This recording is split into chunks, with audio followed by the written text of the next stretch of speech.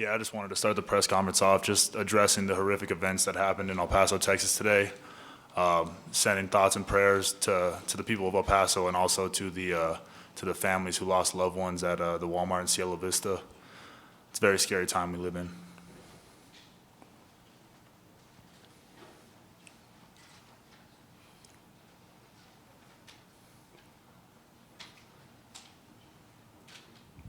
I'll lead you guys off here. Hey, Viska, for those of us around the program, you didn't surprise a lot of us last year with your performance in the field, but maybe people around the country were unaware of your abilities and what you brought to the field. I'm wondering, you're no secret coming into 2019. How do you deal with expectation from the outside beyond what the kind of pressure you put on yourself? I'm just focused on practicing hard, coming in every day, trying to help this team get to the postseason. I don't really deal with the outside noise. I just, like I said, come in every day, focus on me, focus on getting the team better. Laviska, how do you feel with the addition of Dimitri Stanley as another threat for Steven to go along with Katie Nixon? It takes a little bit of pressure off you, I'd imagine.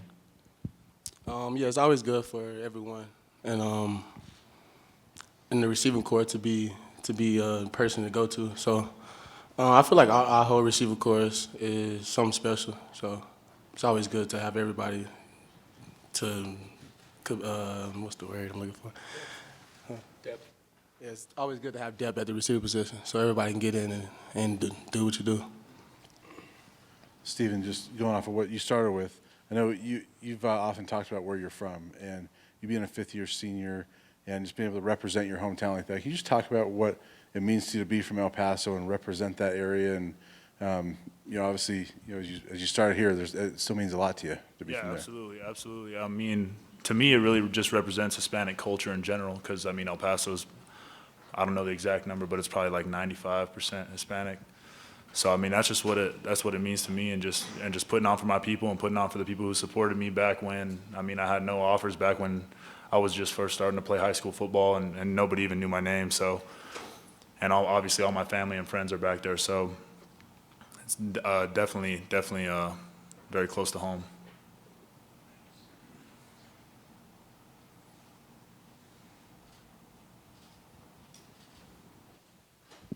Nate, one of the biggest things that we hear from Mel Tucker all the time is relentless. Like every press conference, every time you speak, he talks about having a relentless defense. You being a linebacker, what does that mean to you? What does that mean to have a relentless defense? What have you learned from Mel Tucker already? To me, being relentless is going out there and giving everything you can, whether it's coaching somebody who needs help or filling the A gap and stopping the run. He's preached being tough and physical. And I think all those words fit into relentless. And for me, I'm just trying to carry that word through practice and meetings and walkthroughs and getting the best out of everything that we're doing. This question's for all three of you guys. I'm just interested in, now that you've been around Coach Tucker for 7-8 months and you're starting fall camp, just your thoughts on Coach Tucker. He wasn't the guy who recruited you, but he's your coach now, and what kind of impact has he made on you, and what are your impressions of him? Yeah, I'll start. December 5th is when he came in our first team meeting. I'll always remember he came in, and he told us that we were his players, and he was our coach, and nothing was going to change that, even though he didn't recruit us, that he believed in us, and he was here for us, and he wanted to win games. So I think that instantly made the team more comfortable, because it's always hard coming into a new situation, especially when the guy who did recruit you is no longer in the program. But I think the biggest thing that he did was make us feel comfortable and instill a winning mindset in the team. Laviska, Laviska over here. Your brother Vontae joins the team this year. How excited are you to have him on the squad with you? It's definitely exciting. I got more time to get closer with him, get him better, make him a better man. So it's definitely going to be exciting. Nate, now going into your junior season, I mean, you've always been a very good player, and obviously you've gotten bigger and stronger and faster, as Mel's talked about. Maybe the mental aspect of your position. How have you become better, do you think, now moving into becoming an upperclassman? Yeah, my third year, it's my third year here now, and those first 2 years are tough because it's a big transition from high school football to college football. I had great mentors I was playing next to, like Rick Amboa. I was grateful to have him teach me how to be a great linebacker, and it's not always a physical, but it's a lot of mental aspect for the position. My third year here now, I'm more comfortable in not only what I'm doing, but learning what the defensive line are doing and the secondary, and knowing what everybody's position is doing on each play allows me to play faster and smarter, and really focus on diagnosing an offense now. And Coach Els always talks about it, knowing 4 categories of defense, and the fourth category is being an offensive coordinator, essentially, and I think that's my biggest step in being a third year here now. It allows me to be kind of an offensive coordinator on the field.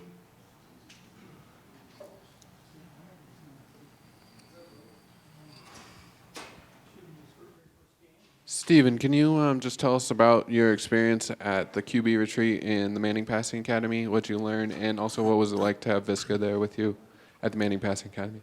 Yeah, absolutely. The QB retreat was just it's exactly what it sounds like. I mean, it's a retreat, a bunch of starting quarterbacks from across the nation go, and we just kind of hang out, and we're on the beach, and I believe it's San Diego, or it might be LA, actually.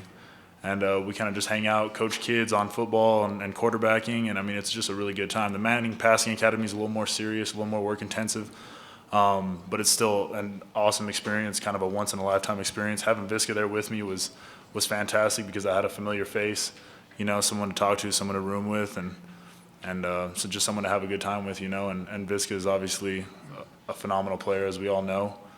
And he was the only college receiver that was offered to go out there. So I mean, I think that says a lot about him and about his game. Steven, going off of that, what's your chemistry like now compared to where it was a year ago with Laviska and with your wide receivers as a whole? I mean, it's obviously grown. Having that whole extra year, having that whole extra off season to work on routes and throw them over and over and over again, just kind of find the little nuances in each receiver's just technique and how they run the route, and kind of helps me know where I need to put the ball. Stephen, with that being said, you've got Laviska Shenault, Katie Nixon, and Tony Brown, and Maurice Bell, and Dimitri Stanley, and I mean, you can go on and on about 8 or 10, 12 guys deep. Oh yeah, weapons. Is there enough footballs to go around? Weapons. I mean, I hope so. I sure hope there is, and I believe there will be, because I mean, every single one of those guys isn't selfish at all. I mean, they all feed off seeing each other eat, and like you said, hopefully there's enough footballs to feed them all. So. This question's for Laviska and Steven. You guys are on a lot of watch lists, preseason watch lists. You guys kind of like joke around a little bit with each other, like, man, this is kind of crazy how we're being recognized. We haven't even played a game this season, and you guys feel added pressure to that. Laviska, you want to start? As far as other teammates playing around with it, yeah, they do that. What was the question again? What was it? All the preseason watch lists that you guys are being nominated on, like an All-American, you being a junior. Is there some pressure going into the season like that with expectations from a national audience like that? Yeah, it's all great and everything, but we focus on one goal, and that's definitely making it to the postseason and maybe farther than that. I'm thankful, I'm blessed, but we got business to take care of. I mean, in my mind, I kind of think exactly like Viska. I mean, watch lists are just all chatter. That's really what they are. And we're not focused on winning individual accolades. We're trying to go win football games. So I mean, winning awards is cool and all, but winning a whole lot of games this year is a lot better. Worlds better. Nate, last year, the beginning of the year, it was all great. The offense was clicking. The end of the year, the defense was out there and really got worked hard. What's it going to be like this year? What have you learned from the end of the second half of last season? You and the defense, and also what's it like having a hands-on head coach who's real defensive-minded, and what are you expecting to hear from Coach Tucker during the game? Yeah, I mean, last year, the back half of the season did go how we planned. And I think what fell off was the leadership, and I think that's what we learned most from that situation, and really developing players who lead by example. And, having Coach Tucker, a defensive-minded coach, he's the head leader, he's the head guy, and, he instills that mindset of winning and leadership, not only through the staff, but the coaches, but the weight staff and the training staff, and then that trickles down to us. So I think that's the biggest thing we learned, and having a head coach who supports us, and being a defensive-minded guy, it excites me, and I think it's beneficial for the whole team. Kind of going off that, Steven, Coach Tucker said he told you guys he wouldn't mention how last year started and ended. How do you guys approach last year? Do you think about it as motivation, or do you just want to forget? I mean, I take last year as a learning experience to not repeat how last year went. I think we could learn something from every single one of those games that we dropped off at the end of the season, and hopefully with that knowledge, we won't do the same thing this year. Hey, Steven, you've won big games in some tough places, at Oregon, at Nebraska. You've also had some disappointing losses as a quarterback. What's your biggest challenge entering this being your final year at CU? The biggest challenge is winning games. I mean, I know it sounds very repetitive, and I know it sounds like I'm saying that a lot, but I mean, that's the most important thing right now, and just for this entire team, is to win games and to go out there and just give it all we got and play hard. What do you have to do to win games? I've got to be a leader. I've got to be accurate with the football. I've got to make the right reads. I've got to not be greedy with the football. I've got to keep it out of the defender's hands. I mean, there's a lot of different things that I've got to do to give us a chance. And I mean, I think every position here kind of has the same kind of checklist that they have to do. And for this guy, I mean, he's got to catch the football. He's got to make 8 dudes miss if he can. For Nate, he's got to make tackles. I mean, he's got to get our defense set up in the right calls. So I think if we all just do our jobs, if we all just do the right things and stick to our coaching, I think we'll be in good shape. Well, you being the leader, just talking about that, what everybody else needs to do, how do you get guys ready and prepared to play 3 rivalry games to start the season? How do you do it? What type of things do you have to do as the leader of the team in order to make sure that everybody's ready to play for the first 3 games of the year? I mean, I think just go out and practice hard. I mean, I don't think for rivalry games you need to really do anything special, anything fancy. I mean, I think it's just we obviously know in the back of our mind it's a rivalry game, but we still go out each week of practice with the same intensity, with the same focus that we do if it was Nebraska, Air Force, USC, Washington, Utah. I mean, it's all the same. It's all the same focus. This question is for either of you.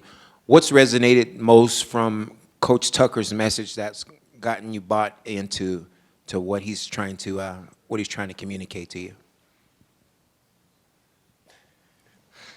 I think, what resonates with me is the championship mindset, and setting the bar as high as it can go, because there's no point in, a lot of people say, oh, do you just want to get to a bowl game? No, we want to be a championship contending team, and that's my biggest takeaway from him. And as a new coach, people expect, get the 1 buffer year, but that's not what his mindset is, and he instilled that in us. And the first thing he said to us was he's going to win games, and he's got the guys to win games, and I don't see anything less for this team, and I believe we can be a championship contending team.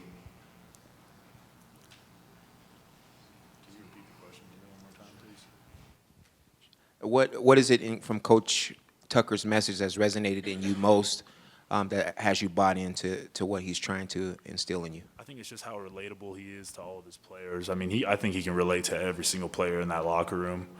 I mean, I think he's a guy who genuinely cares about everybody on the team. And, I mean, he's a competitor, He wants to win just as bad as we do. So I think all those things kind of just make us want to play for him, I could just say he likes to win, and he want to make sure we win, and I like to win. So that's the biggest thing. Steve, you've got to study under a number of quarterbacks coaches now in your tenure here at CU, and with Coach Johnson in particular, What vibe have you gotten from him just in terms of his philosophy for this offense? And do you feel like you guys are seeing eye to eye just on your collective vision for what Colorado's offense is going to do in 2019? Yeah, absolutely. We're definitely seeing eye to eye. And I mean, I think Coach Johnson just really brings just focus and just all business. And he's a very, very sharp mind, very sharp offensive mind. So I think that he'll definitely have us ready and prepared to play a game come, was it August 31st? And, or 30th? August 30th. And, I mean, he'll have us ready and switching things up throughout the entire season.